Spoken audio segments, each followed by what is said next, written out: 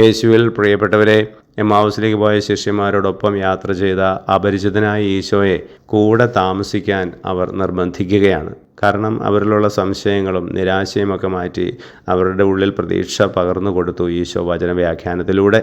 രണ്ടാമതായി, ആ സമയങ്ങളിൽ അവരുടെ ഹൃദയം ജ്വലിച്ചിരുന്നു ദൈവസ്നേഹത്താലും പരസ്നേഹത്താലുമൊക്കെ. മൂന്നാമതായി, ആ അപരിചിതൻ തങ്ങളെ സഹായിച്ചതാണ്.